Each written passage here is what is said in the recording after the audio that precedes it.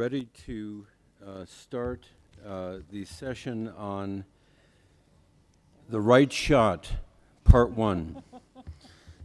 My name is John Clemens from the ICDRB in Bangladesh and UCLA in Los Angeles, together with my co-moderator Laura Martin of GSK Vaccines Institute for Global Health. We're happy to welcome you to this session. The first presentation is entitled Creating a Sustainable Vaccine Landscape, Overcoming Barriers to Vaccine Development and Speed to the Market. And the presenter will be Vinita Vishwanarayan of the Clinton Health Access Initiative, and I hope I got it right.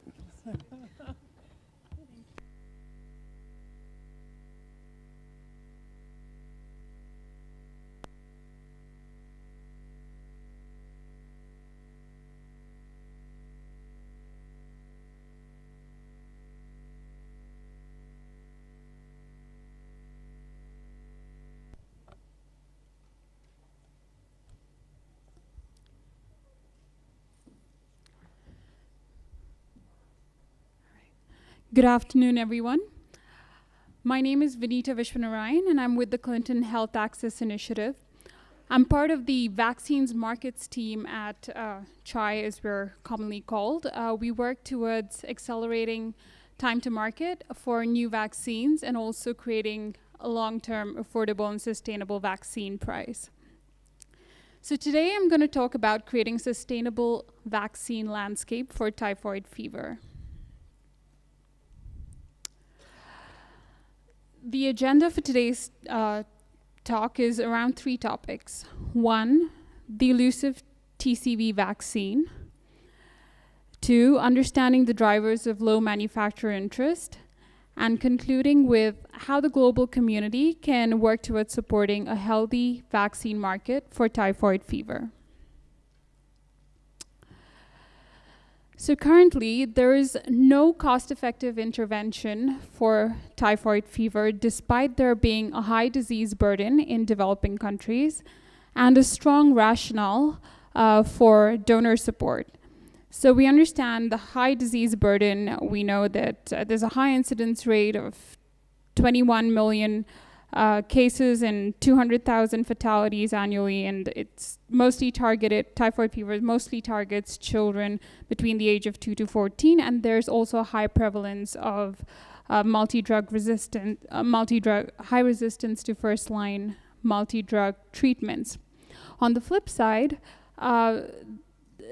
donors have understood the need for a cost-effective intervention. In 2008, as part of the Gavi vaccine investment strategy, budget was allocated towards a typhoid conjugate vaccine for a number of reasons, including one, the low cost for a TCV vaccine per case averted at $12 per case. It's also suitable for children under 2 years.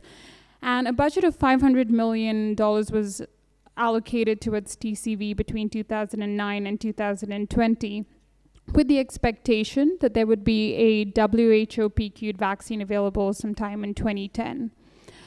Introduction was delayed, as at the time there was no available PQ'd vaccine.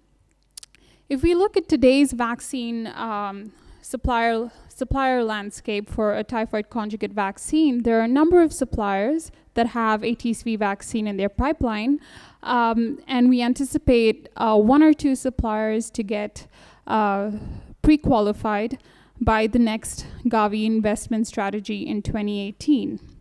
So the question still remains, why has there been this 10-year lag in the development of a PQ TCV vaccine? One of the reasons is, looking at this from a market's perspective, the typhoid market is characterized by poor market dynamics, which could lead to internal deprioritization of a TCV vaccine by suppliers and a longer time to market. Taking a closer look at the market dynamics of this, we see that there is a high cost of entry to developing a typhoid vaccine related to development costs. There's unpredictable demand.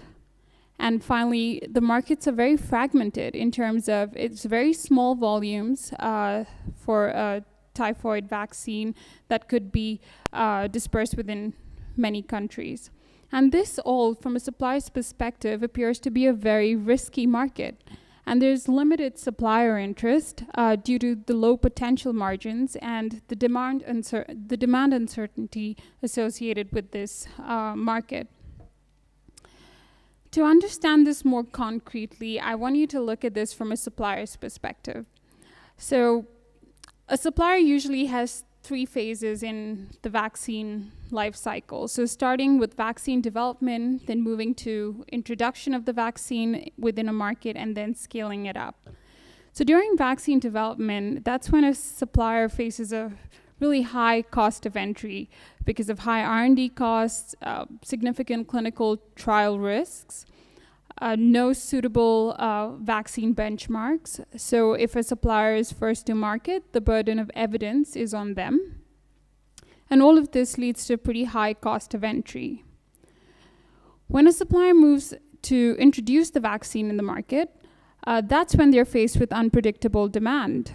So looking at, there's a lack of clarity around the vaccine delivery strategy. So a question around whether the vaccine is a 1-dose or a 2-dose vaccine, whether the vaccine is implemented through campaign or routine immunization. So this all creates a question of what are my volumes going to look like? The second factor here is around price sensitivity. So understanding what would be the right access price that would trigger demand from developing countries. And then finally, extended WHO PQ timelines. So if a manufacturer has limited experience, this could extend the time for their PQ approvals. And finally, scaling up the vaccine. This is when a supplier is faced with uncertainty around procurement, whether the vaccine will be procured by Gavi through a stockpile or a routine procurement. There is funding uncertainty, whether this vaccine will be approved in the next vaccine investment strategy. There's a lack of political will, whether countries will actually introduce this vaccine. And finally, delayed country introductions, as a number of countries are facing conflicting priorities around which vaccine to introduce and prioritize internally. So this limits a supplier's ability to make critical investment and business decisions around allocation of resources towards R&D. A second factor would be what scale should a manufacturer plan for and how much investments do they need to make. The third is around what markets should they prioritize, what countries should they prioritize for their regulatory efforts. And finally, how does this vaccine align with the broader company goal and broader portfolio? So this is an example of a framework that a supplier might use, just for your information, where, from a very, very business perspective, they're going to say, what is my return of this vaccine? What is my probability of realizing the return? So from the potential returns, they will look at, what is my volume? Which countries are going to adopt this vaccine? How much money will I earn? What is the profit I'm going to make on this? What are my margins? And then along the probability of realizing return, this is where they'll look at what are my development risks, how much political and funding support is available, what are my manufacturing needs, and how many other suppliers have a TCV vaccine available.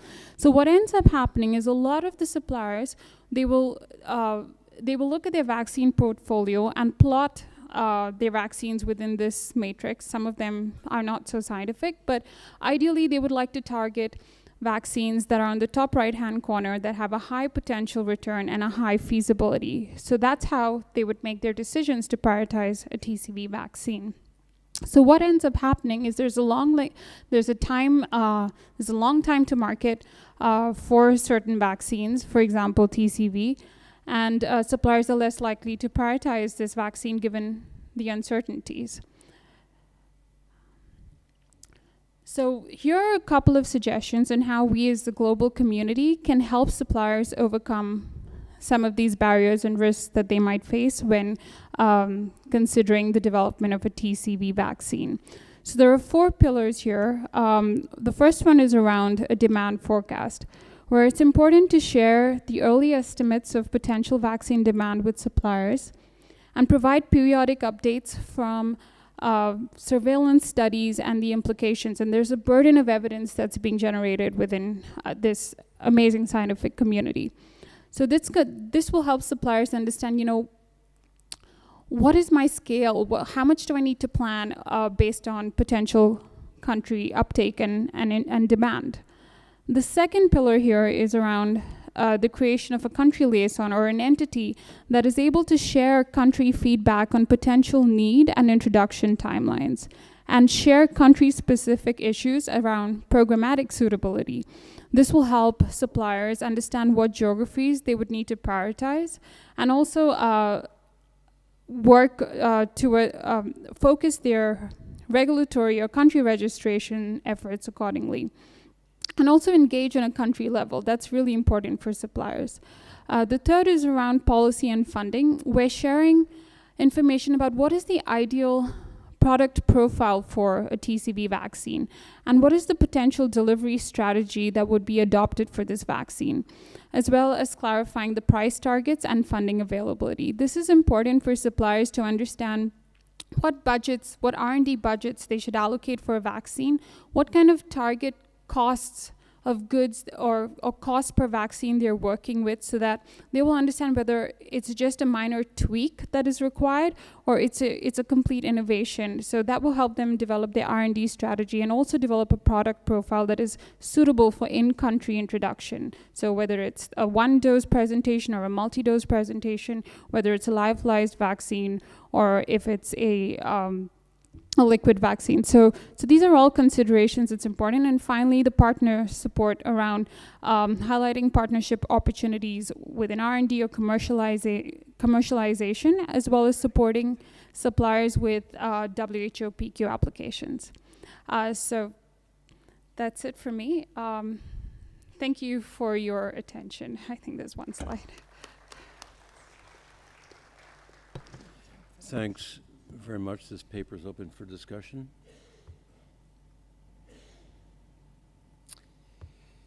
As I recall, you mentioned that the window that Gavi originally foresaw was $500 million. Is that?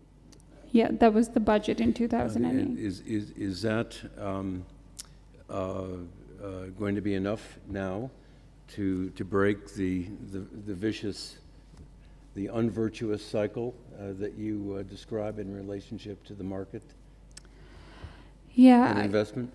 I think that does depend on a number of factors, which the WHO SAGE committee will decide on. For example, whether it's a 1-dose or 2-dose vaccine, that will affect the price of the vaccine, and therefore understanding whether that is a sufficient budget to break that cycle. It's still undetermined, but hopefully with the recommendations we'll get some clarity. Questions? I can fill the gap. You've mentioned that there are several gaps for needing to implement a typhoid conjugate vaccine. I'm just wondering, for the people in this room, could you define the 1 or 2 key factors that the predominantly scientists could do to address this? Because much of what's on this slide currently is really the business, the marketing, the company perspective. So what can the scientists do to help? Absolutely. And yes, this is a markets focused presentation. And the reason it's here is understanding the demand and what are the so when we started looking at this, the question that keeps coming up is what volumes can we expect and which countries are going to introduce? Is this going to be a large-scale introduction of typhoid, or is it going to be just a couple of countries that have a high burden of typhoid that's going to introduce? So having the data and informing suppliers, giving them some level of intelligence around the epidemiology, which countries are affected, and what is the real need for this vaccine. That will be really helpful from the scientific committee. Okay, thank you very much. So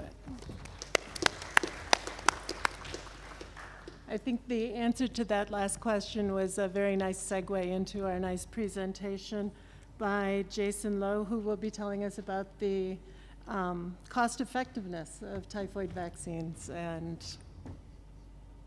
so, thank you.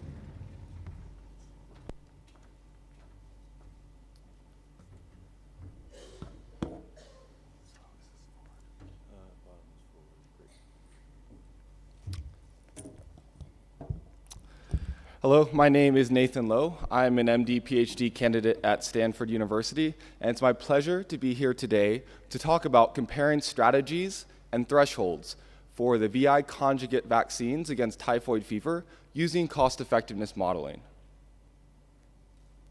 Now, everyone in this room is familiar with both the disability and mortality attributable to typhoid fever, as well as the regional concentration in both sub-Saharan Africa and South Asia. Now, the current public health strategy has relied on passive presentation to informal or formal healthcare sectors, and this is partly because the older vaccinations available have had substantial limitations. But there's a new opportunity that is quite present in this conference, which is around the typhoid conjugate vaccines, which boast a number of advantageous traits, including potentially high efficacy, longer duration of immunity, and also being immunogenic in children, meaning we can potentially integrate it into existing routine vaccination programs. Now, beyond this new vaccination, there's also the backdrop of increasing antimicrobial resistance, which may also affect the decision on whether or not vaccinations and how we deliver these vaccinations.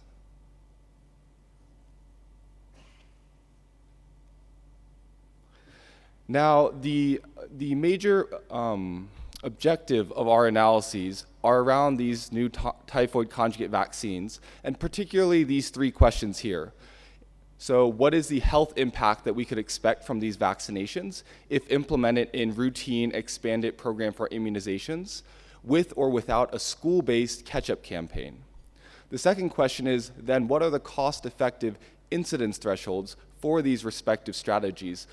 Basically, the incidence above which this strategy would be highly cost-effective.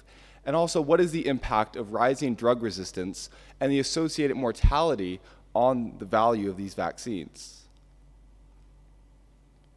Now, getting to the methods. The way we approach this is through two types of models, both transmission models, which simulate how disease spreads over time and how different interventions affect that. And we use an age-structured natural history model that takes into the account the dynamics of transmission, and also a cost-effectiveness model to understand how the value of investing in these different strategies corresponds with the expected benefits. We use a very wide range of data sources, ranging from meta-analyses on the burden of global typhoid fever, as well as global burden of disease estimates to help parameterize our disability model, as well as natural history data from literature throughout the years. And we look at two major strategies over a 10-year time horizon. So the first is integration with EPI, or the Expanded Program on Immunization.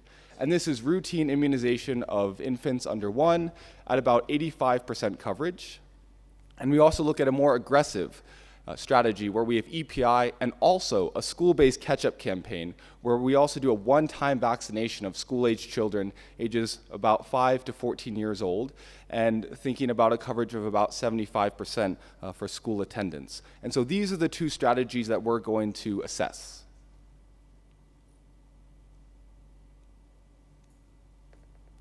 Now, this is a schematic of the transmission model, and to walk you through this, individuals are first born and go into this pink box with the S, meaning they're susceptible to infection. And when exposed, they progress to the I box, which means that they're infected. And if they survive, then they move on to either being recovered, meaning they're immune, or into a long-term carrier state, with the ability to lose immunity over time and then once again become susceptible. The model incorporates a number of important aspects of typhoid transmission and disease, including the importance of age structure in the model, transmission from two different sources. So the short cycle transmission, which is more person to person in the immediate environment, and also long cycle transmission through the public water supply. We account for subclinical infections, long-term carriage, and the potential for waning immunity. And the model design is based upon the rule of parsimony, meaning we try to incorporate all the important aspects of typhoid based on the available best data and really staying as close to that data as possible to not introduce any other complexity. And we also did a number of structural model comparisons and settled upon this as our base case model. Now we then look at a cost effectiveness analysis, and we use the conventional incremental cost effectiveness ratio, which compares two strategies. And the strategies that are being compared, when you have a lower incremental cost effectiveness ratio or ICER, it means that the strategy being tested is more cost effective relative to the previous strategy. And we use US dollars for cost from the perspective of society. And for effectiveness, we use the disability adjusted life year, which is a quality of life measure for a person's average year of life, where 0 is perfect health and 1 is death. We define highly cost effective when the ICER is below the GDP per capita of a country. So for example, about $1,000 being the definition of a low income country. And so that's highly cost effective. You can also have a lower bar for cost effective, which is 3 times that. And once again, this ratio is the cost difference between two strategies over the averted DALYs, or the effectiveness. And the lower the ICER, the more cost effective. Now for the disability model, we had a number of disease states here, sourced from the Global Burden of Disease study, where basically a typhoid clinical case is split into these different disease states. And we assume a mortality of 1%, although we also tweak that to see the effect of different mortality rates on the overall results. And for cost, we have an estimated per dose cost of the typhoid vaccine at $250 per dose, and this is a 2-dose regimen. And while this cost is still uncertain, we use the latest Gavi-approved vaccine, the rotavirus vaccine, to help inform this cost. And we also test the effect of different prices on cost effectiveness. And the rest of the prices are listed here, but it's about $6 per child for the full course for EPI and $7 for the catch-up campaign. We also assume for the conjugate vaccine about 91% efficacy and a 20-year immunity duration, and that's based on the Vietnam trial from the 2001 New England Journal paper.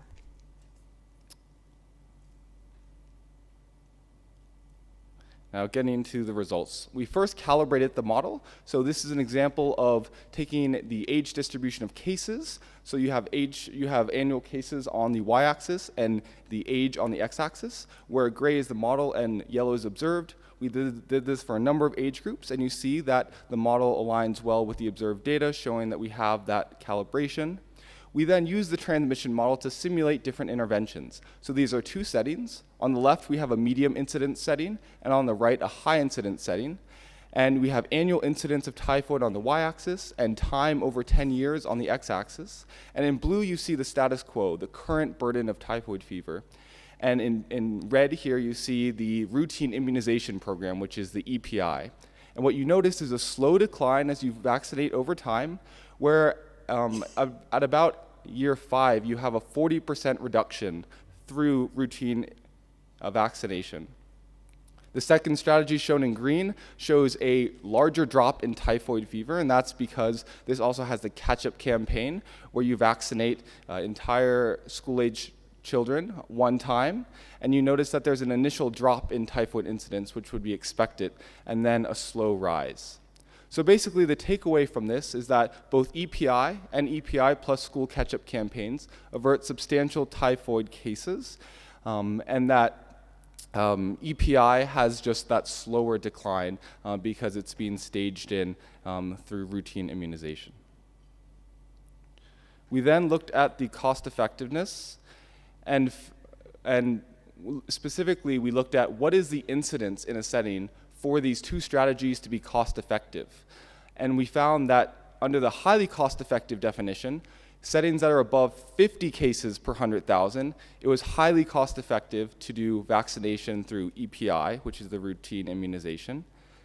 And we found that it was highly cost-effective for EPI plus school catch-up campaign in settings that were above 150 cases per 100,000.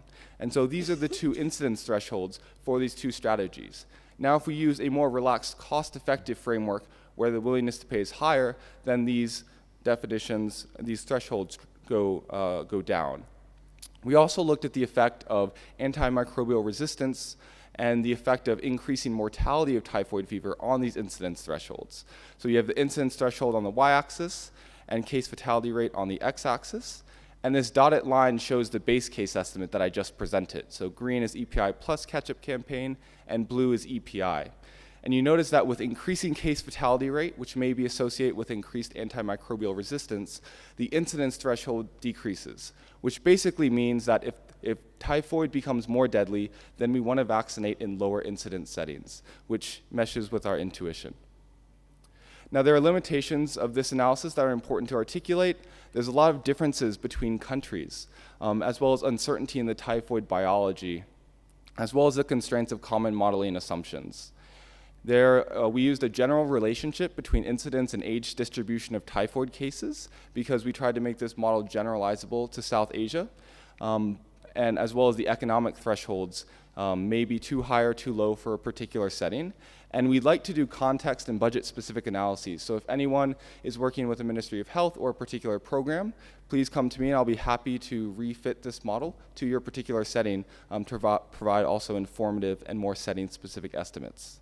Also, vaccine cost and mortality are influential parameters in the model and are both uncertain. So these are all things to keep in mind. So in conclusion, the conjugate vaccine through EPI or routine immunization is highly cost-effective in moderate incidence settings, so above 50 cases per 100,000. And EPI with a school catch-up campaign is highly cost-effective in high incidence settings, above 150 cases per 100,000.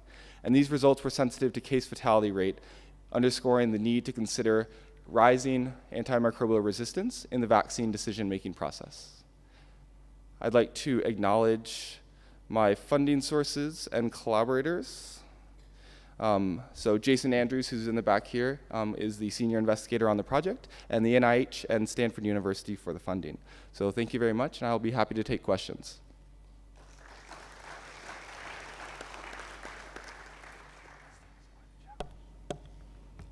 Do we have any questions for Nathan?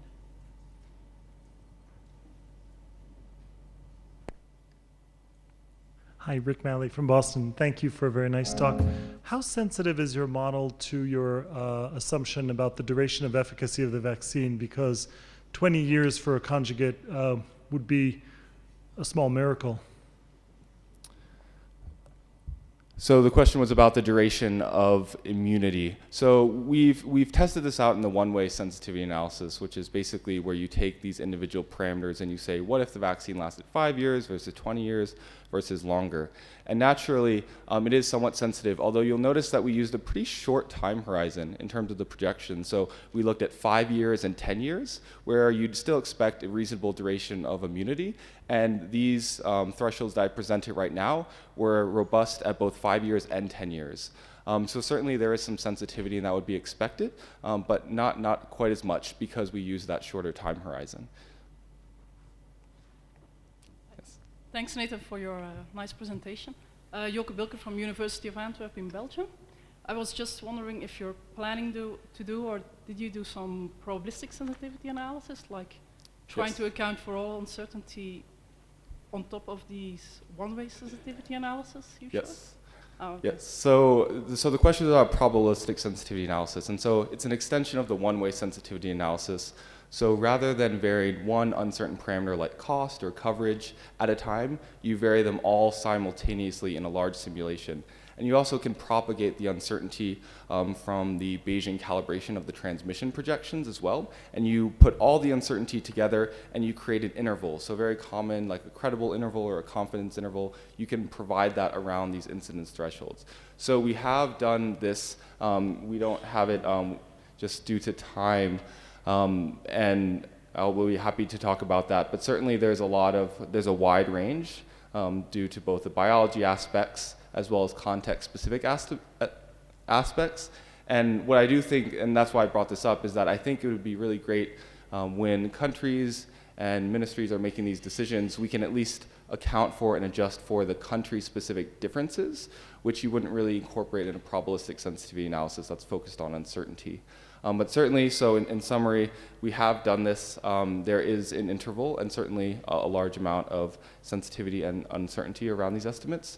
But if we think about a single setting and we focus on calculating setting-specific, or more ideally actually within countries, so sub-national decisions, then you can at least be a lot more confident about those estimates. Thank you very much. Oh, yeah, one last question. You're not off Oh, the sorry, book I yet. can't cut off the moderator. So what you're calling the API, in fact, has several potential contact points in age, and you're talking about a 2-dose vaccine. What particular contacts were you assuming? Contacts as in? When you vaccinate. What ages? Oh, what ages? Oh, sorry. So the EPI strategy, so the routine immunization, is focused on 85% coverage of infants, so under 1. And that's continuously over this 10-year time period. The second strategy, which was EPI plus the school catch-up campaign, was ages 5 through 15, and that was the one-time vaccination at the start. And that was staged in over about a year or so. And with that as well, did you evaluate coverage? Yes. So once again, that's something that's important to consider when looking at in the sensitivity analysis. We don't have it here, but certainly there is some sensitivity. So when we think about vaccinations, part of the reason why vaccinations are nice is that they don't only protect the person that gets the vaccination, but ideally they also protect the people around them through these indirect effects. And so as coverage increases, you get more of these indirect effects. So you'd expect the cost effectiveness to go down a little bit. And it depends on the coverage in terms of how sensitive that is. But all good points. So that'll be presented in the paper. All right, thank you very much. Thank you, Nathan. The next paper is entitled Development of a New Generation Monovalent Typhoid Conjugate Vaccine, VI CRIM 197 by Akshay Goel of the Biological E Company in Hyderabad, India. I got a scratchy throat, so I need some water. So good afternoon, fellow vaccinologists. It's wonderful to be here. I like the theme of the conference, evidence to action. So you will hear some action from the industry. I guess I'm the only one, I'm the first guy from the industry speaking. There is a big session on Thursday, but why not? So today I'm here to talk about progress on the development of a VI CRIM conjugate vaccine that biologically has been working. We have been working on this with the initial technology transfer from NVGH, or now what is called as GVGH. And we have been working on this vaccine for roughly three years, and would be giving you an update on where we are. Okay, how do I move this? This is the right.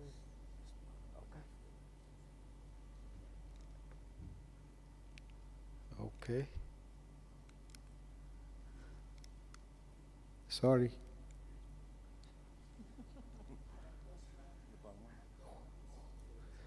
Maybe somebody could, let me try. Okay. So, you are all well aware that there's not only biologically, we actually have Bharat who has already launched a vaccine, and it's a great privilege to be a neighbor to Bharat, and I see Dr. Krishna Mohan there. So we are just going to talk I'm going to talk a little bit about few differentiators that we have, just to set the stage right here. One of the differentiators for us is the source of the VI. So we have chosen Citrobacter frundi as a source of the VI, which is different from what most other manufacturers, I guess all other manufacturers are choosing right now, which is Salmonella typhi. Citrobacter generates a VI polysaccharide that is structurally identical to the Salmonella typhi VI polysaccharide. It has some advantages. We get much higher yields. It's a BSL-1 organism, so it's quite easy to work with. And the purified VI polysaccharide meets the WHO TRS requirements as well as the Indian pharmacopoeia requirements. Okay, let me see. So coming from the industry, you can imagine that there's not much data that I can present. But just to give you a fermentation profile, so essentially what we have done is we have completed multiple lots of fermentation. You can see the data is quite consistent. You won't see the titers, and if you ask me about the titers, I won't answer. But anyways, you can see that the profiles are consistent, and this work was done at a 100-liter scale in the pilot plant. This is GMP work. So essentially, we are at the point where we have essentially completed the process development and the initial scale-up work for this vaccine, and we are essentially poised to enter the clinic any day now. Okay, did I skip a slide? I'm so sorry. Okay, so this is the other differentiator that we believe we have. We are using CRM197 as a carrier protein. You will hear other manufacturers are using tetanus or diphtheria, or maybe there are some other carrier proteins. Maybe, I don't think there's any commercial manufacturer with EPA yet, but maybe we'll hear about it. Now, CRM was essentially part of the technology transfer that the use of the CRM was part of the technology transfer from GVGH. However, we had to ourselves develop the CRM technology, and this kind of explains a little bit longer the development cycle that we have gone through. You know, if it was tetanus, I make 1 billion doses of tetanus a year. We are the largest manufacturer of tetanus on the planet. But the technology demanded us to consider CRIM, so that's what we had developed. Of course, we don't develop CRIM just for one product. So you can imagine there's other products that CRIM is being used for. So one of the things I would like to submit, and there was a very interesting presentation by Vinita, is that the industry actually tries to leverage platforms. So we don't make a single antigen or a single type of product for a single vaccine, but we are trying to expand so we can use the same technology platform for multiple products. So that is how we are evolving. We have 2 technology platforms for CRIM, and this was again considering the strategic importance of CRIM for the organization. So we had built a recombinant C7-based technology platform, as well as a recombinant E. coli-based technology platforms. So all of you in senior management would recognize this, that you start a rat race and get 2 products instead of 1, and then you get in a position where you can pick one. So B actually has been able to develop both these technology platforms to our satisfaction. The CRM that we are generating from either of these platforms is meeting all our quality attributes. We have presented this data to the Indian Regulatory Agency, RCGM, which is a review committee on genetic manipulation.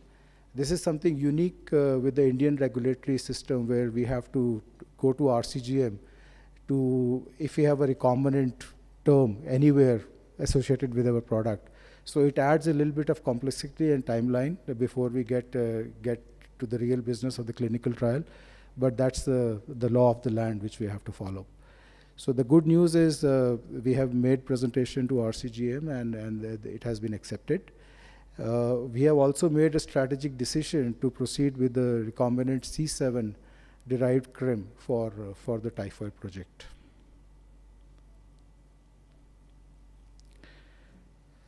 So, when we talk about acceleration strategy, we obviously are not first to the market. As I mentioned, BBIL has already introduced a type bar TCV, which contains 25 microgram VI antigen. It is licensed in 6 months of age and adults. And there is also now the luxury of having a WHO TRS, which is extremely valuable. When we started the project, the TRS was not there, but it has come up. And it actually helps us quantify our clinical program, have a very directed path towards licensure. We could consider a zero conversion or an absolute value. Both of these are under discussion with the regulatory agencies. Maybe we'll have a primary and a secondary endpoint. We don't know yet. But based on the current landscape, we are targeting a single dose at a 25 microgram of VI conjugated to CRIM. And this is going to be targeted for license greater than 6 months of age up to adults. This is not very different from some of the other vaccines that you will hear being developed. Okay. Patience is not my virtue, I guess. Somebody can help me, maybe. Can somebody help me? Okay. So this is a very generic slide which gives you critical to quality attributes for the bulk conjugate and the formulated bulk. This is all most probably very routine for a vaccine manufacturer. We essentially follow the WHO TRS and the Indian pharmacopoeia. There's been a little bit of a challenge for us here because of the specific issue with the OS still content. So the Indian pharmacopoeia OS still content expectations are much higher than the WHO TRS OS still contents. We don't know why, and we are in touch with the Indian pharmacopoeia to get some alignment on that. But obviously, as we stand today, we need to pick the higher of the bars which are being set by regulatory agencies, and that's something that we are doing. So I'll show you 2 slides on preclinical immunogenicity. I hope the next CAT conference in 2 years, I'll be showing you human data and celebrating a launch of a vaccine. But right now, I'm here. So what we have done is we have done several immunogenicity studies, as you can imagine, both in mice species and rat species, just to show you a flavor of where we are. So here is a classical BALB/C mice immunization where we have a 2 dose given 4 weeks apart. And then we bleed 2 weeks after that. So we actually collect a post-1 and a post-2, and we look for anti-VI IgG. We also look for a secondary antibody response. We look in this study that I'm going to show you, the samples evaluated were PBS, VI polysaccharide, which is unconjugated, the VI CRIM, which is our candidate vaccine, and a comparator. So on the left panel is the first dose, post-first dose response, and on the right panel is the post-second dose response. As you can see that we are getting a strong post-first dose and a post-second dose response. We are seeing the classical increase in immunogenicity as we do the second dose. We are also seeing a similar increase with the comparator. So we do believe that the conjugate vaccine is working. I have another set which looks almost the same. One point I should mention is if you look at the first dose response, the VI CRIM, you will see a larger scatter of the data, but when you go to the second dose, the scatter in the data reduces, which actually means that there is even the low responders are actually picking up. And again, this data shows, okay, this data shows that we do have a vaccine. So conclusions, very simple. Our candidate is highly immunogenic in mice. We have similar data in rabbits. The product is meeting WHO TRS requirements. We have a secondary antibody response, and our responses are very similar to the other vaccines, including licensed vaccines.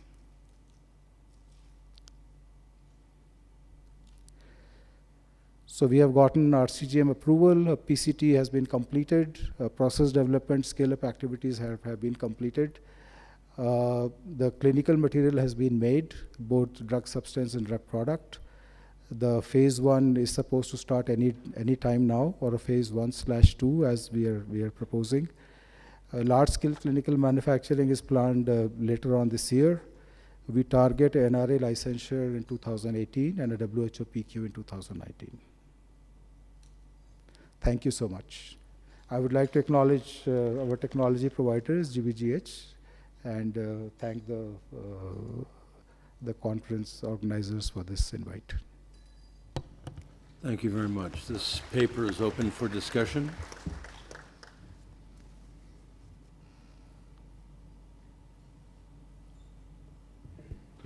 Your vaccine is going to be a one-dose vaccine or a two-doses vaccine? Because when the existing conjugate vaccine came into Indian market, they also claimed that one dose is enough.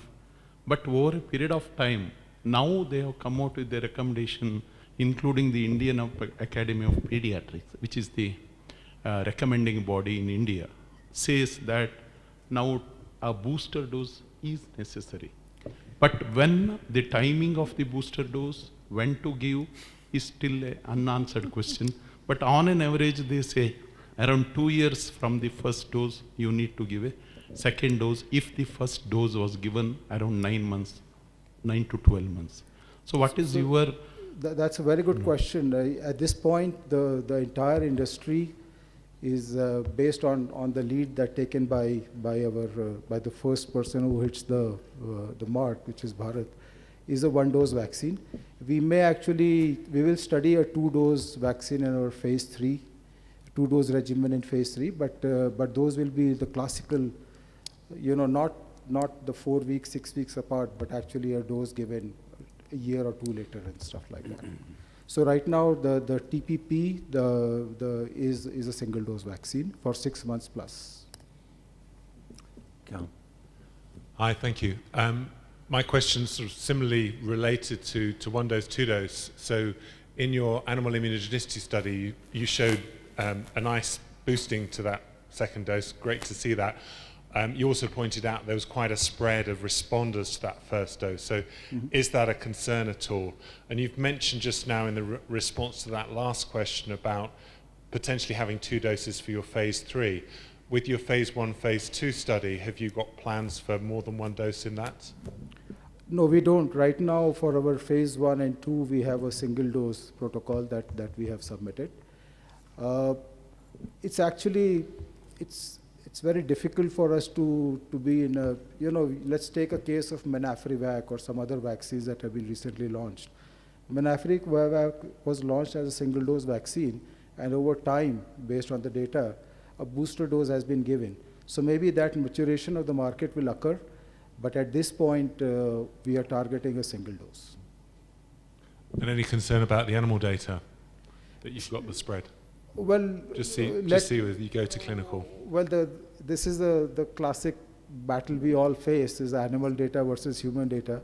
Let's get the human data, and then on the basis of that, we can look at it. Is this the same vaccine that was tested in Pakistan? And if so, how do those results impact your TPP? This is a vaccine that has gone several years of development work from the parent vaccine. So I cannot speak for GVGH. I will let GVGH speak for that. But this vaccine, we believe, is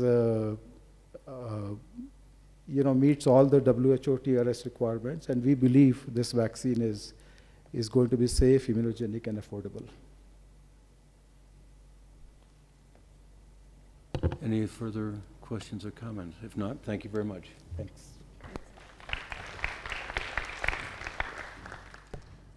Okay, the second part of this session today really is going to be addressing the impact of vaccines. And our first speaker today will tell us about TY21A and its ability to produce T-cell responses. And this is Dr. Wahid from University of Maryland. Good afternoon, and let's come back to live oral vaccines again from this. Today, I will talk about the effects of TY21A and its cell-mediated immune responses in a little aspect of the cell-mediated immune response that is cross-reactive to Salmonella paratyphus. So all we know that few years ago, the publication came and say that although genetically the Salmonella species, especially those causing the enteric fevers like Salmonella typhi, paratyphi A, and B and very rarely C are genetically very close, but TY21A, a live oral typhoid vaccine, is not very effective against Salmonella paratyphi A infections, but while it somehow showed some protections against paratyphi B. These are from the field trials. And the recent incidences of the paratyphi A infection has raised the questions that exactly we may need a separate paratyphi A vaccine.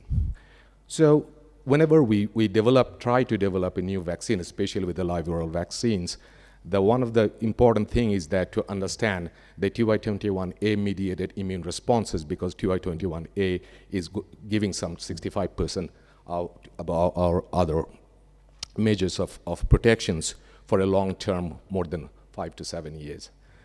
So far, we know that the TY21A, although induces both humoral and cell-mediated immune responses, but we saw that the cell-mediated immune responses are more robust, long-lasting, and that gives us an idea that probably the TY21A's main dominant correlate of protections could be cell-mediated immune responses, although it's not confirmed yet because we don't know exact mechanism of protection against typhoid.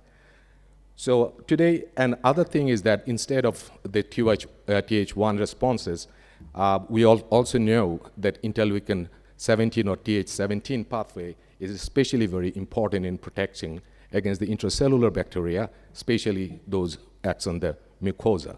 So we investigated whether TY21A immunized vaccinees develops any cross-reactive TH17 responses against paratyphi A and paratyphi B.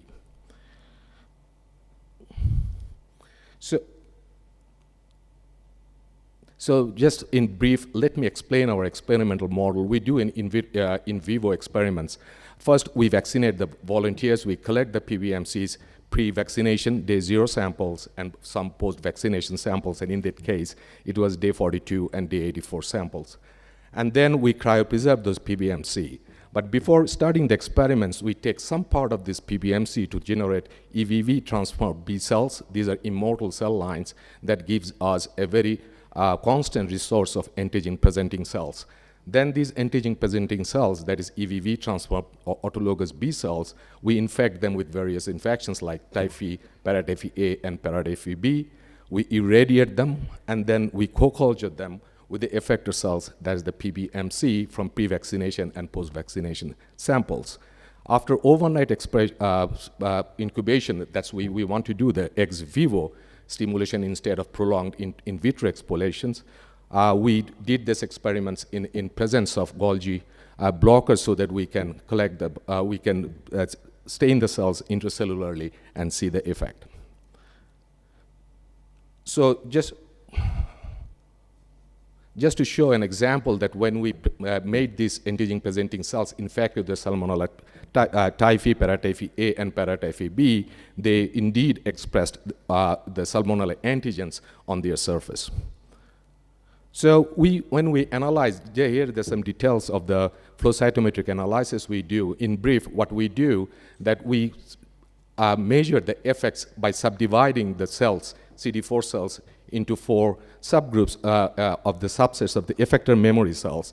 And they are, we do that by their expression of memory marker CD45 or the lymph node marker 62L, and we divide them into T central memory, T effector memory, T RA positive effector memory, or T EMRA cells, and those expresses both 62 and 45 markers. They are the naive cells.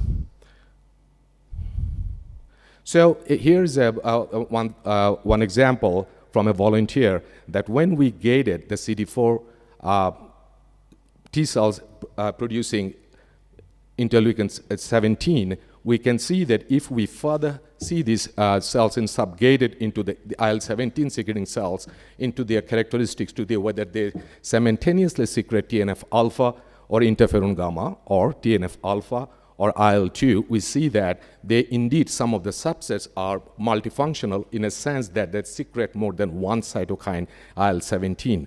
But this thing,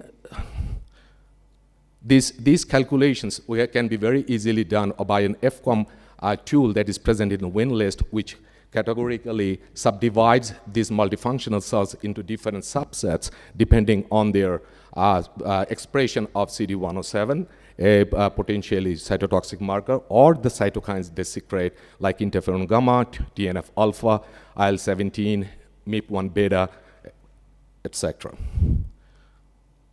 So this is the data, what I am showing, that we see the post-vaccination increases following vaccination with TY21A. All the data are subtracted, the post-vaccination levels at day 42 or day 84 were subtracted from the pre-vaccination levels, and data are shown here.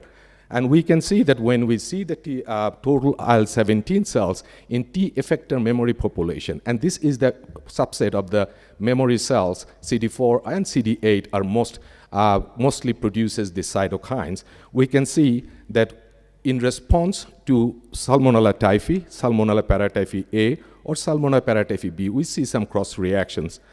And the mean titer was higher in Salmonella typhi, as well as some, but statistically, as because we have only used 8 volunteers, we couldn't see a significant difference, but trend was there.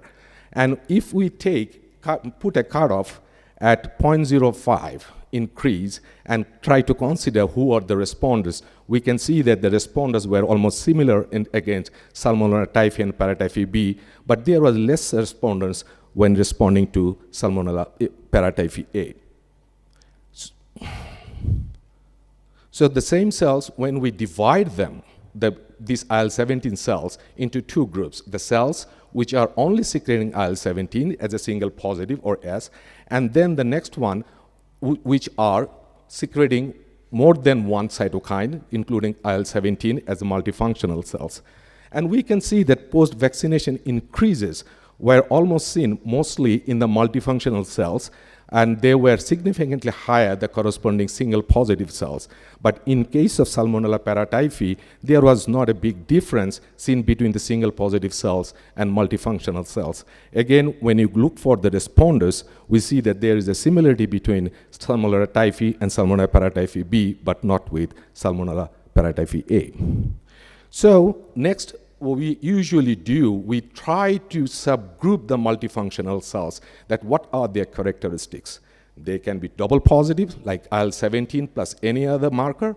They can be triple positives, like IL-17 plus 2 other markers, or they can be 4 plus markers.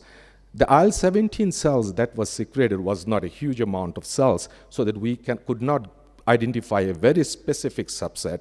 But if we divide them by the number of the cytokines they secreted, we can see that most of the cells, IL-17 secreting cells, more than 2/3 belong to 3 positive or 4 positive multifunctional cells. And the rest of the cells were 2 positive. But again, we could not find any very big difference between these 3 strains. So altogether, our conclusion was a summary from the results that I have showed you. It can be seen that this is the report first time we show that the IL-17 cells are produced or elicited following the vaccination with TY21A, which are predominantly CD4 T cells. And the post-vaccination increases that we observed in the T effector memory cells, we saw that 75% of the volunteers, that is 6 out of 8 volunteers, were responsive to the Salmonella typhi, and a similar 63% was paratyphi B, but only 38% was seen in paratyphi A. So most of the responses again against typhi and paratyphi B was predominant multifunctional, while it was for the typhi there was both, although induced, but the difference between single and multifunctional cells were not there. So what we know that this CD4, we also saw some response in the past we reported against CD8 cells, but only very few were responding to IL-17 CD8, while most of the responses in IL-17 producing cells in response to vaccination in humans were produced by CD4 T effector memory cells. So from this data, what we see that CD4-mediated Th17 cells, like any other intracellular bacteria, could be one of the very prominent, or at least one of the player in the protections against typhoid infections, which is induced by TY21A, and that is somehow cross-reactive. And this observation, we believe, will help us to make more independent vaccines against paratyphoid A, or a bivalent vaccines or multivalent vaccines. And this is the last slide. It took a village for me to generate this data, and there are the names there, and the funding came from NIH and NID. Thank you so much.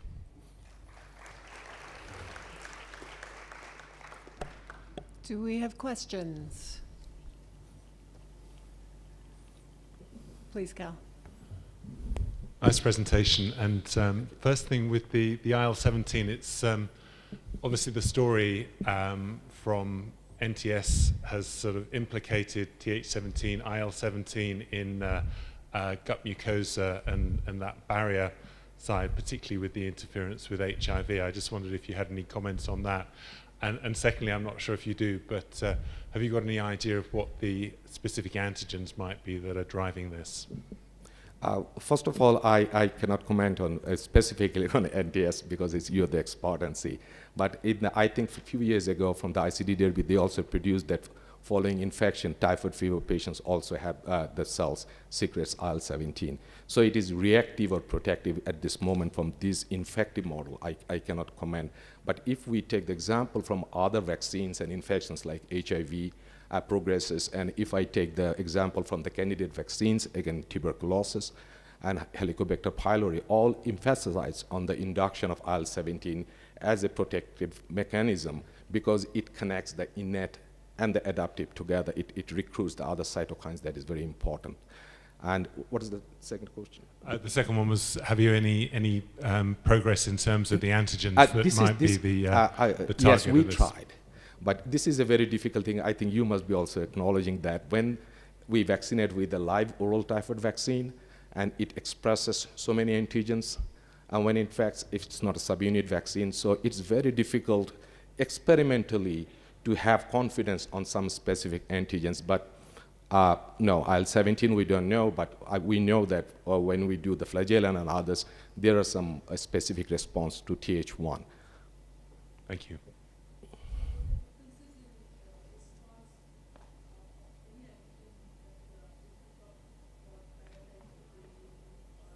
The question was that is there any difference between paratyphoid A and paratyphoid B antigens? Now, first of all, that I say globally that when I saw the Th1 responses against typhoid, not cross-reactive, because it's very difficult to figure out how you will use a whole antigen which will be different from paratyphoid A, B, and C, given the homology.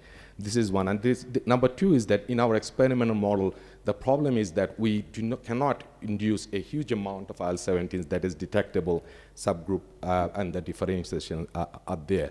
So yes, we don't know. We have not tried the cross-reactivity because experimentally it's very difficult. Rob Hyden from UCL. Your presentation focused on IL-17 positive cells, but what about other effector cells? Or were they more predominant, less predominant? What other effectors? Thank you very much for these questions. This is a part of the series of works we have done over the last 7 or 8 years, and we have already documented that interferon gamma, everything that's Th1 response is mediated by interferon gamma, and especially on CD8 cells, that CD107 expression, which is a proxy marker for CTL, and TNF-alpha, whatever the cytokines that it produces a robust Th1 responses against Salmonella typhi as well as paratyphi A and B.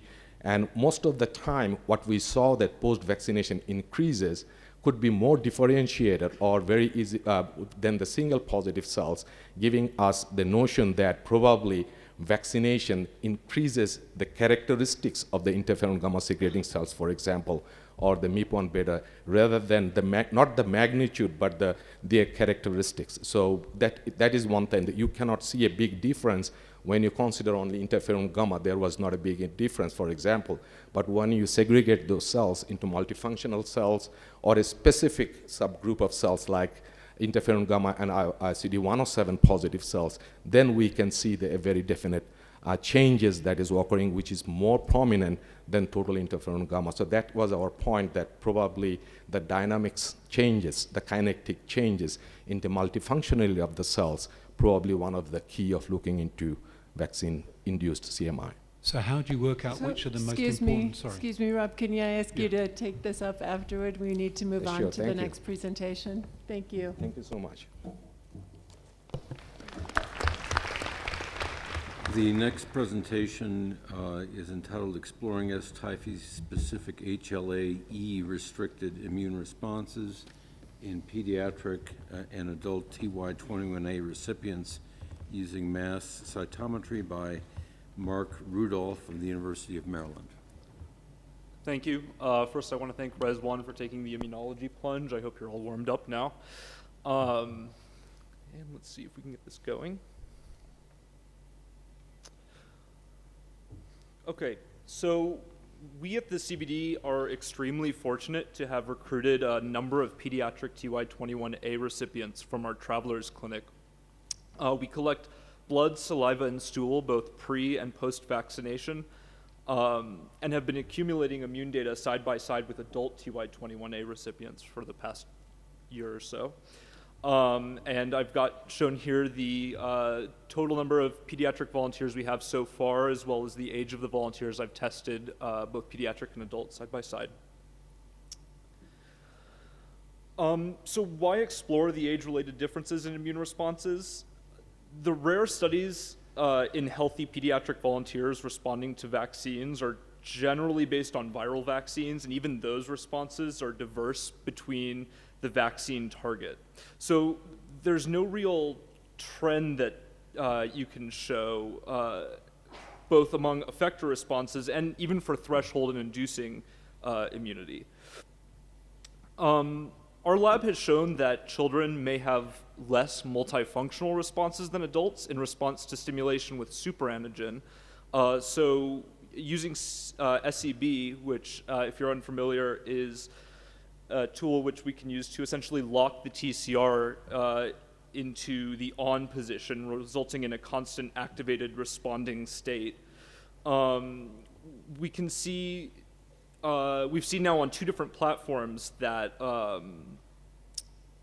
that children have fewer multifunctional cells than adults in response to SEB.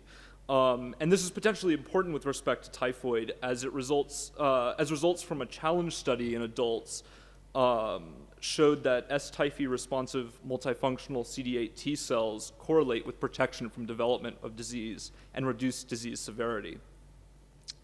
And finally, we don't really know how these differences that we may or may not find could impact the pediatric response to TY21A vaccination, or how this could affect TY21A protection against development of typhoid disease in different age groups. So this is what we're aiming to explore.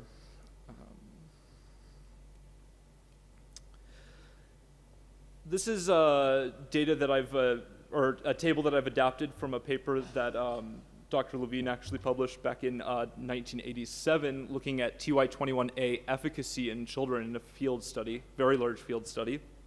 And it seems to show that that TY21A efficacy is lower in younger children than in the older children. However, these data showed very large overlapping confidence intervals, and responsiveness doesn't necessarily correlate with efficacy. So our experimental design is sort of similar to what I showed, or what Rezwanul showed earlier. We're taking our target cells, in this case these are HLA-E restricted AEH cells, as opposed to the host-specific BLCLs. And we're either infecting them with Salmonella typhi, or we're keeping uninfected controls, and then co-culturing them with PBMC. And after an incubation, we're running mass cytometry, which is very similar to flow cytometry, except it uses lanthanide-labeled antibodies instead of fluorophores. And we can get up to 38 parameters that way. This allows us to look at memory subsets, cytotoxic T cells, helper T cells. We're going to focus today on the cytotoxic T cells because HLA-E is a class 1, non-classical MHC class 1, which means it's going to be presenting to CD8s. The interesting thing about HLA-E is it's sort of a innate-like adaptive response. It presents a very conserved set of peptides on this sort of adaptive framework. Canonically, it presents the HLA-A2 leader peptide as an inhibitory signal, but it also can present bacterial chaperonins and heat shock proteins in a stimulatory sense. And our lab has previously shown in adult volunteers that HLA-E-restricted CD8 T cell responses appear up to 2 years following TY21A vaccination. And this happens in about 2/3 of adult TY21A vaccinees. So starting to look at some data, here we're looking at CD8 T cell activation as defined by CD69 expression. While there are a few age-related differences in activation levels at baseline, post-vaccination, and response above baseline, which is post-vax minus baseline, the percent responders does seem to trend to a greater percentage of activated adult volunteers, again, kind of close to that 2/3 number that I mentioned before. Whereas the children maybe are less responsive in this case. And this is, again, preliminary data, and we're looking at the kids who are in the 16 to 17-year-old age group, and then 14 to 15. I haven't started looking at the younger kids yet, and so we would expect if this trend continues that the younger kids would be even less responsive. In terms of CTL responses, we show that both children and adults exhibit baseline HLA-E-restricted S-typhy CD8 effector memory responses. And ultimately, this is not all that different between age groups, but it is the first time that we're seeing these restricted responses in children.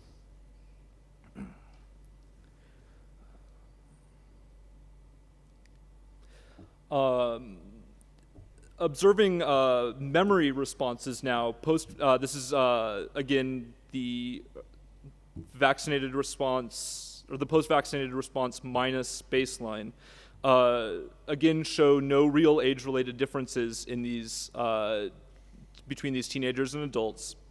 But earlier I brought up the importance of multifunctional CD8s to typhoid disease outcome, and so I looked at a very, very basic set of multifunctional CD8 effector memory cells, namely gated on TNF alpha positive memory cells, and then looking at interferon gamma versus IL-2.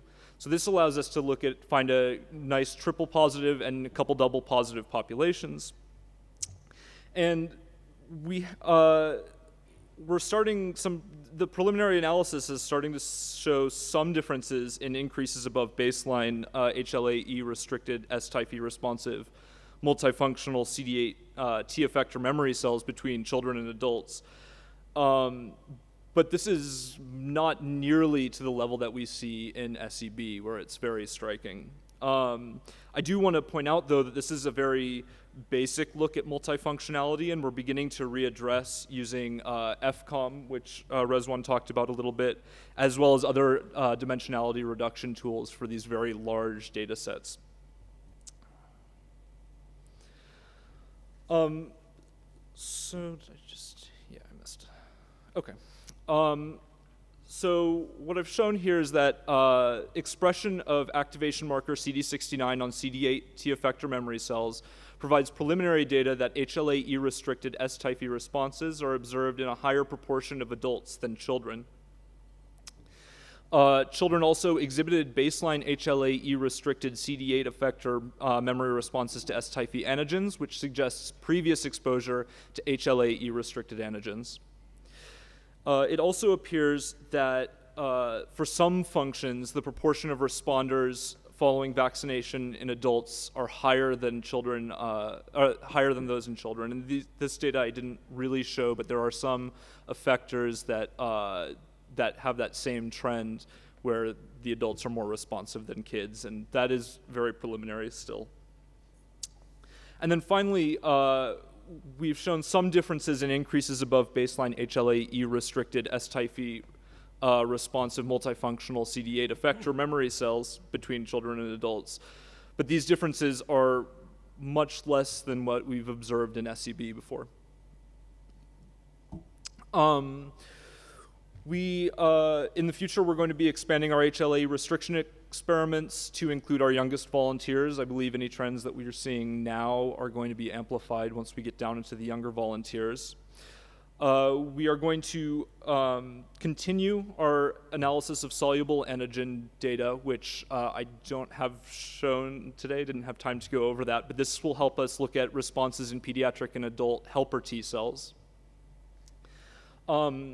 When we are running the HLA-E-restricted experiments, we've thawed out cells, the thawed PBMC, some of them are taken to be transformed using Epstein-Barr virus, and this is going to allow us to generate the autologous B lymphoblastoid cell lines that Rezwan talked about. And this will let us measure classical HLA-E-restricted responses to S-typhy antigen in both children and adults. And finally, I mentioned that we had collected stool and saliva as well, and we're going to use that to, in cooperation with the Institute for Genome Sciences, to aim to find correlations between S-typhy immune responsiveness following vaccination with 2I21A, and then in functional characteristics of the gut microbiota.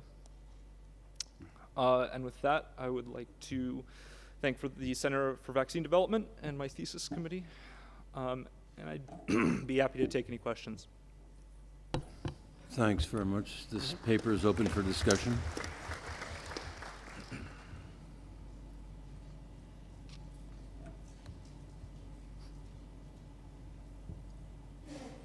Questions, comments?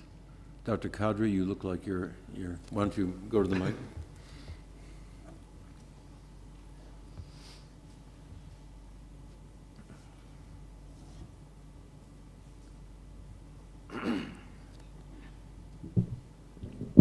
Very good talk. Thank you. Yeah, I was just looking at the children and adult comparison, which is something that the world is looking for, especially when you look at all the oral vaccines. Yeah. So, but the age that you are using is up to 6 years of age, isn't it? 6 to 14. The lowest is 6 years. So, I mean, the major differences are probably at the very end of the spectrum, and also these children probably are well nourished, have everything. Have you thought of looking at least, if not malnourished, then overnourished children in your setting? Yeah, we are very limited in the cells that we can use. The volunteers that we get are, well, first of all, they're volunteers who are receiving the vaccine for medically indicated reasons, which means that they are going to be traveling to typhoid endemic regions. Unfortunately, that pretty much eliminates most people who would be malnourished in the city. But what we have, I think, is a good, it's a good representation of school-age children, first of all. And it also, the fact that we're seeing some differences in the 16 and 17-year-olds and the 14 and 15-year-olds, which we weren't necessarily expecting to see because they're likely post-pubescent, closer to adults, then I'm encouraged that the data that we're going to be collecting in those younger children will be useful. And something that needs to be reproduced in our settings, because that's what we're looking for, an answer to the lower response and looking at the microbiome and everything else and all the antibody responses. Thank you. Thank you. Other questions or comments? If not, thank you very much. Thank you.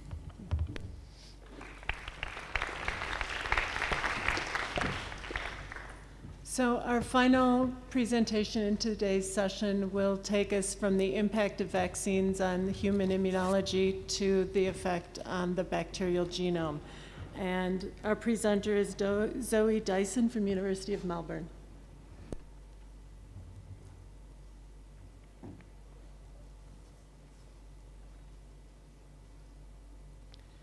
Good afternoon, everyone, and thank you very much to the organising committee for the opportunity to share with you all some of the work we've been doing in Catherine Holt's lab at the University of Melbourne in close collaboration with Stephen Baker from the Oxford University Clinical Research Unit in Vietnam, as well as our colleagues in Thailand at the Armed Forces Research Institute of Medical Sciences, in order to better understand the impact of a national immunisation program on Salmonella typhi populations from Thailand. So for those who may not be familiar with what happened in Thailand in the 1970s, is that there was an outbreak of typhoid fever which occurred, which was evidenced by an increase in the number of blood culture confirmed cases. This continued to rise up until 1976, and in 1977 the government of Thailand implemented a national immunisation program. This program targeted school-aged children between 7 to 12 years with a heat, phenol and activated whole-cell killed vaccine of typhoid fever. And in the years following the introduction of the vaccine, there was an observed decline in the number of blood culture confirmed cases, suggesting that the vaccination program was highly effective. And our colleagues at, apologies, I'm having a little bit of trouble here. Our colleagues at AFRAMS actually published a paper on the original study. So for our study, we were very fortunate to have access to 44 Salmonella typhi isolates obtained both before the introduction of the vaccine in 1973 and throughout the vaccination program up until 1992. And these were obtained from 4 different hospitals located in Loy, Nonthaburi, Sa Kaeo and Bangkok. Colleagues at AFRAMS isolated these on hecto and media, subjected them to a battery of biochemical tests, including serological testing to confirm as Cerevar typhi. Their antimicrobial phenotypes were determined using disk diffusion assay, and their DNA extracted using Wizard Promega kits prior to sequencing at the Wellcome Trust Sanger Institute on the Illumina HiSeq 2000 platform. For our analyses, we then used the short read data, the raw output from the sequencer, and used an alignment or mapping-based approach for 2 purposes. Firstly, we aligned or mapped our reads to a database of known antimicrobial resistance genes to look for a genetic basis for any phenotypic resistance observed. Secondly, we also aligned or mapped our reads to a high-quality reference genome of Salmonella typhi called CT18 and looked for single base changes or SNPs in each of our Thai isolates. We could then use these alignments to infer phylogenetic trees. We also used a secondary approach of assembling or reconstructing the whole genome of each of our isolates using the raw read data. And so while sometimes these aren't completely resolved and they come out a little bit tangled up like you can see here in the graph, they can still be really informative as they can help us determine whether the resistance genes we observe might be carried on the bacterial chromosome or might be transmitted by various plasmids. Apologies. So looking at our 44 isolates from Thailand, we could see that there are 10 distinct lineages, each corresponding to a different genotype, by which the branches of this tree have been labelled and coloured. And looking at our data, we can see that they cluster strongly by location, but also by time, with the line down the centre in red indicating the introduction of the vaccine in 1977. As I mentioned previously, we also screened for known antimicrobial resistance genes, and of our 44 isolates, only 4 were found to have any resistance genes at all. And these matched our phenotypic resistance, a gene screening matched our phenotypes, and we had resistance genes in these 4 isolates for aminoglycosides, chloramphenicol, tetracyclines, and sulfonamides. We also saw an indicator gene suggesting there was an INK-HI1 plasmid in all 4 of these isolates, and when we looked at this in more detail by assembling the genomes, we actually found that instead of having 1 graph, we actually had 2 graphs, one in pink representing the bacterial chromosome down the bottom there, and also one in blue representing the plasmid. And when we looked at this in more detail, we actually found that the resistance genes were indeed located on this plasmid, and that the plasmids appeared to be identical in their backbone, suggesting that perhaps a common ancestor of these post-vaccine 321 isolates down the bottom of the tree in blue there might have acquired this plasmid. Looking at this in a bit more detail, we can see that those isolates occurring before the introduction of the vaccine on the left-hand side of the red line there, in most cases those genotypes aren't observed following the introduction of the vaccine, suggesting that it was highly effective. One exception to this that you might note down the bottom there is genotype 321, where we're seeing isolates on both sides of that vaccination program line. Although when we look at this, we can see that the pre-vaccination isolates on the left-hand side cluster separately and tightly and away from those occurring after the introduction of the vaccine on the right-hand side of the line, and lack descendants crossing over that line. So what we think this means is that the vaccination program was effective in eliminating the 321 from Thailand that was there, and although we do see these later cases of 321 occurring in Thailand after the introduction of the vaccine on the right-hand side of the line, that they may not have originated in Thailand at all. So in order to test this, we accessed a collection of nearly 2,000 whole genome sequences of Salmonella typhi from all around the world, and I've heard some of the other presenters this morning reference this same collection. And from that, we obtained the 10 genotypes found in Thailand from this global collection. So it was an additional 340 isolates from here, and inferred these global context phylogenetic trees that you can see here. And although I don't have time to go through all of them in detail, I would like to tell you what we found overall.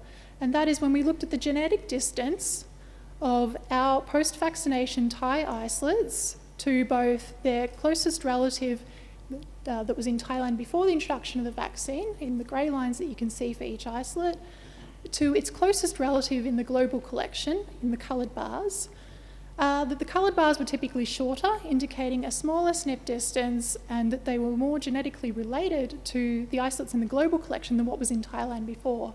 So what we think we're seeing here is, rather than persistence during the vaccination program, is sporadic reintroduction of commonly circulating genotypes throughout Southeast Asia back into Thailand. And one example I'd like to show you again is genotype 321 here.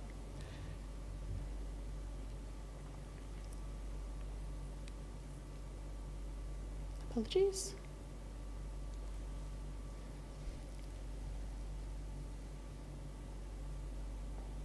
Okay, so when we look at these data with the global isolates included, what we can see is again that our pre-vaccine isolates of 321 cluster separately and away from our post-vaccination program isolates of 321.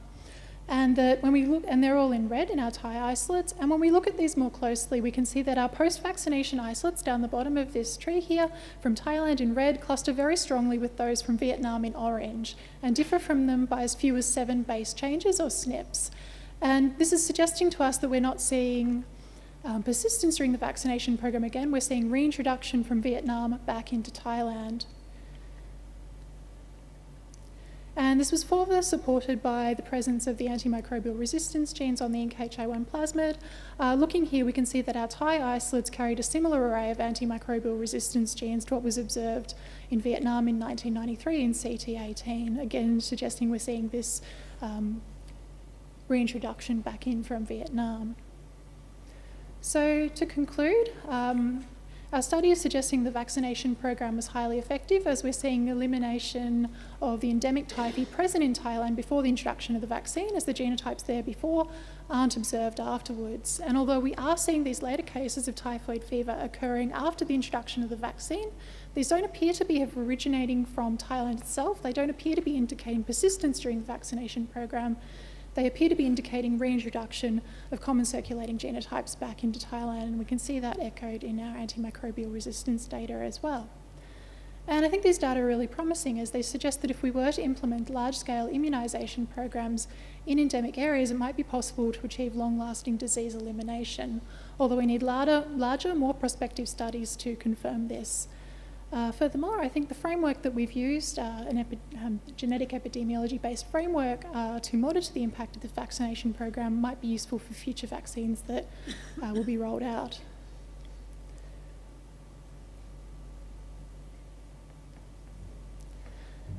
I'd also like to thank everyone on the slide for all their support, particularly Catherine Holt and Stephen Baker for their guidance in conducting this study, as well as our colleagues at the Armed Forces Institute in Thailand.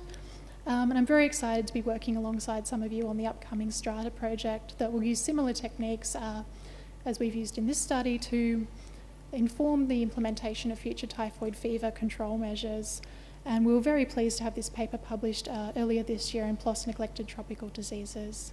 Thank you very much for listening, and I'd be very happy to take any questions.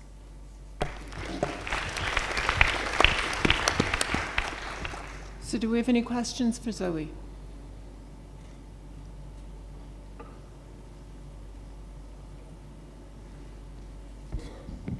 Hi, this is Jaman from Bangladesh. You mentioned that you collected data came from 4 hospitals, no? Pardon? Your data from 4 hospitals in Thailand. Yeah, so they were So, obtained from okay, Thailand. so only 4 hospitals, so how far is it representative of whole Thailand? First one. Second one is that how much the healthcare utilization patterns, that means the typhoid patients attended the hospitals. So a lot of patients attended to the private clinics or clinics. So this. Yeah, I agree. So they were obtained from patients attending hospitals, 4 major teaching hospitals located in those regions, yes. So we don't have any further surveillance data provided in addition to that, I'm afraid.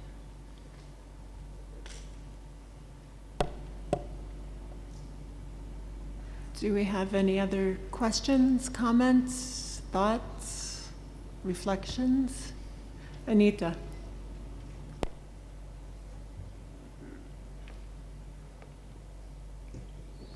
So this study gives us a lot of hope for trying to see what happens with the Strata and Tyvac with vaccine introduction and then following through on AMRs, and you guys are doing great work.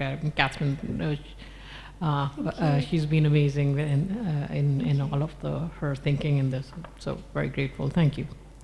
Oh, thank you very much. UKK, University of Ibadan.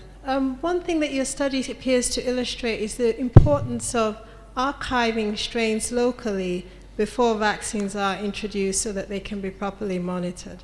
Just wanted to put that comment out there. I totally agree. We were very fortunate to have the 44 samples that we did have for this study, but it is a limiting factor in how much we can actually look at, given that we have a very small sample size. But yes, it would be very good if we could look at any collections, historical isolates, anything like that to provide background in these areas so that we can implement these strategies as effectively as possible. Be really excellent. And I hope that's possible. Thank you so much, Zoe, for that good work. Thank you. Yeah, I'm sorry the slides weren't clear, the projection wasn't clear, I couldn't see. But I was wondering whether you are able to test for fluoroquinolones and quinolones in your study. We didn't see any quinolone or fluoroquinolone resistance, and we think it's most likely due to the age of the isolates. From what I understand, mostly what we saw was resistance to some of the first-line drugs. So, yeah. And like when you did the phenotypic test, the susceptibility test by disc diffusion, did you find any resistance to fluoroquinolones? No, we didn't, and we didn't see that in the SNP And data when you either. did the genome sequencing, you didn't find? No, we didn't, sorry. Okay, it's interesting. Why I'm asking, we've done this work here in Uganda, and actually we observed reduced susceptibility to ciprofloxacin. But when we did genome sequencing, we did not see any resistant genes, you know, or any mechanism of resistance to cipro or to fluoroquinolones. Did you see, So it's kind of, it's something that we are still working at finding what is what is responsible for the reduced susceptibility that is seen phenotypically in the fluoroquinolones. Okay. Maybe we can have a little chat afterwards. So I'd like to thank Zoe and the rest of our speakers for an excellent session and our audience for discussion. And could we have everyone back in a half hour? So that's 3:30 after the coffee break. Thank you.